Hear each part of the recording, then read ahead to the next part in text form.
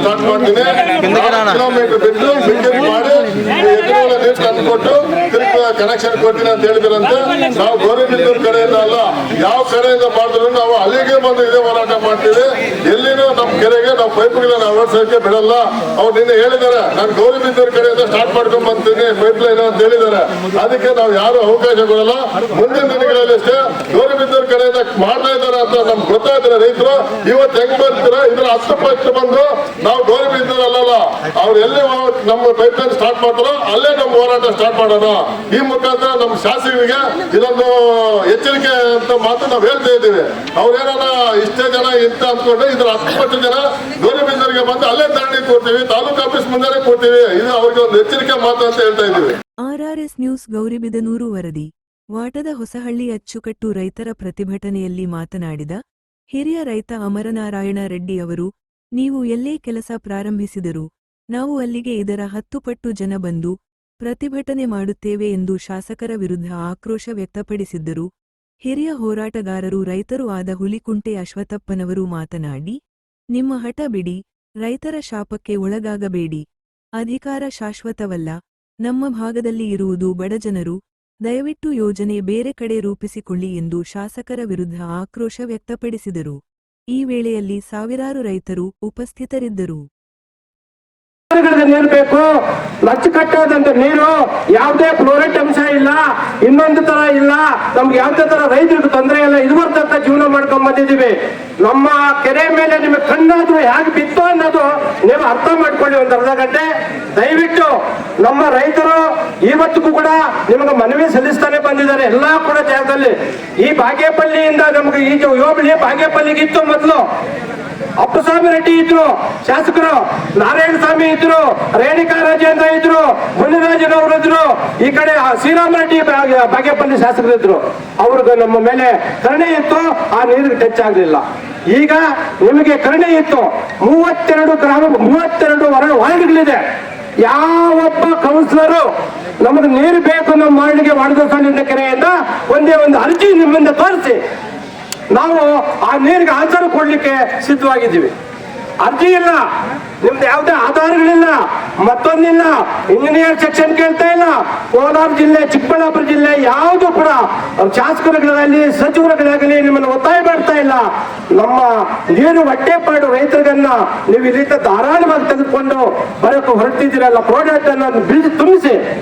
ನಾನು ಯಾವುದೋ ಎತ್ತಿನ ಒಳ್ಳೆ ನೀರು ತರ್ತೀನಿ, ಕೆರೆ ತುಂಬಿಸ್ತೇನೆ, ಕೆರೆಯಿಂದ ನಾನು ತೆಗೆದುಕೊಂಡು ಹೋಗ್ತೀನಿ ಅಂತೇಳಿ ಆ ಎತ್ತಿನ ಒಳ್ಳೆ ನೀರು ಕೊಳಚೆ ನೀರು, ಅದು ನೀರು ಬರೋದನ್ನ ನೀವು ನೋಡಿದ್ರೆ ಆ ಕೊಳಚೆ ನೀರು ತುಂಬಿಸಿ, ಫ್ಲೋರೈಡ್ ತುಂಬಿಸಿ, ಅಲ್ಲಿ ಶುದ್ಧೀಕರಣ ಮಾಡಿ ಆ ನೀರು ನಮ್ಗೆ ಶುದ್ಧೀಕರಣ ಮಾಡಿ ನಗರಕ್ಕೆ ತಗೊಂಡೋಗೋ ಬದಲು ಅದೇ ನೀರು ನಮ್ಗೆ ಎಲೆ ಆ ಪರಿಸರದಿಂದ ಬರ್ತಕ್ಕಂಥ ನೀರು ಅದೇ ಸಾಕು. ನಮ್ಗೆ ಬೇರಿಂದ ಬಂದಿರ್ತಕ್ಕಂಥ ಸಾವಿರಾರು ವರ್ಷಗಳಿಂದ ಜೀವನ ಮಾಡಿದ್ದಾರೆ. ನಾವು ಯಾವುದೇ ತೊಂದರೆ ಇಲ್ಲ. ಈ ನೀರು ಆಲೋಚನೆ ಮಾಡಿ, ರಾಜಕೀಯ ಶಾಶ್ವತ ಅಲ್ಲ.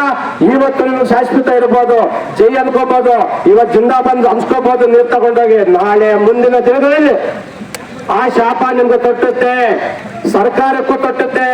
ಜನ, ನಮ್ಮ ಆಳುವ ಜನ ಪರವಾಗಿರ್ಬೇಕು, ಜನ ಹೇಳ್ದಂಗೆ ಕೇಳ್ಬೇಕೇ ವಿನಃ ನಿಮ್ಮ ಹಠ, ನಿಮ್ಮ ಧೋರಣೆ ಇಲ್ಲಿ ಬಿಟ್ಟರೆ ಸರಿ ಹೋಯ್ತು. ಇಲ್ಲ ಅಂದ್ರೆ ನಮ್ಮ ರೈತರು, ಈ ಭಾಗದಲ್ಲಿ ದಲಿತರು, ಈ ಭಾಗದಲ್ಲಿ ಹಿಂದುಳಿದ ವರ್ಗ ಅಲ್ಪಸಂಖ್ಯಾತರು ಯಥೇಚ್ಛವಾಗಿದ್ದಾರೆ. ಅವ್ರ ಕಣ್ಣು ನೀರನ್ನು ಒರೆಸಬೇಡಿ.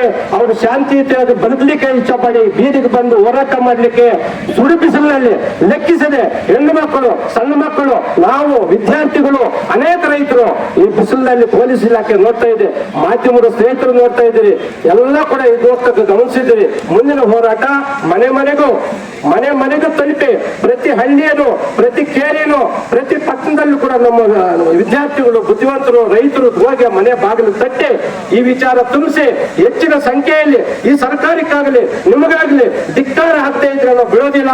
ರೈತರು ಎಲ್ಲಕ್ಕೂ ಸಿದ್ಧವಾಗಿದ್ದಾರೆ, ಅವರು ಶಾಂತಿ ಕಾಪಾಡ್ತಾ ಇದ್ದಾರೆ. ಆ ಶಾಂತಿಯನ್ನು ನಿಧಾನವಾಗಿ ಇನ್ನೂ ವಿಚಾರವಂತರು ತಿಳ್ಕೊಳ್ಳಿ, ಬುದ್ಧಿವಂತರು ತಿಳ್ಕೊಳ್ಳಿ, ಈ ಭಾಗದಿಂದ ಆಗುವಗಳ ಬಗ್ಗೆ ತಿಳ್ಕೊಳ್ಳಿ. ನೀವು ಒಳ್ಳೆ ಮಾಡೋದಾದ್ರೆ, ನಿಮ್ಮ ಮನಸ್ಸು ತಟ್ಟೋದಾದ್ರೆ, ನಿಮ್ಮ ಮನಸ್ಸಿಗೆ ಅನಿಸೋದಾದ್ರೆ ಮಾಡಿ. ಆ 32 ವಾರ್ಡ್ಗಳಲ್ಲಿ ಒಬ್ಬ ಅರ್ಜಿ ಇಲ್ಲ ನಾವು ನೀರು ಕೊಡ್ತೀವಿ ಅಂತ. ಯಾವ ಧರ್ಮ ಸ್ವಾಮಿ ಇದು? ಹೇಳಿ. ಇಷ್ಟು ಜನ ಶಾಸಕರಿಗೆ, ನಮ್ಮನ್ನು ಹಾಳಿ ಹೋಗಿರ್ತಕ್ಕಂಥ ಶಾಸಕರಿಗೆ ಆ ಜ್ಞಾನ ಬರಲಿಲ್ಲ. ಇವತ್ತು ನಮ್ಮ ರೈತರನ್ನ ನೀವು ಬೀದಿಗೆ ತಳ್ತಾ ಇದ್ದೀರಿ, ದಲಿತರನ್ನ ಬೀದಿಗೆ ತಳ್ತಾ ಇದ್ದೀರಿ, ಸುಡು ಬಿಸಿಲಲ್ಲಿ ನಾವು ಹೋರಾಟ ಮಾಡುವಂತ ಸ್ಥಿತಿಗೆ ತಗೊಂಡ್ಬಂದು ಹಿಡ್ತಾ ಇದ್ದೀರಿ. ಈ ಹಠ ಬಿಡಿ.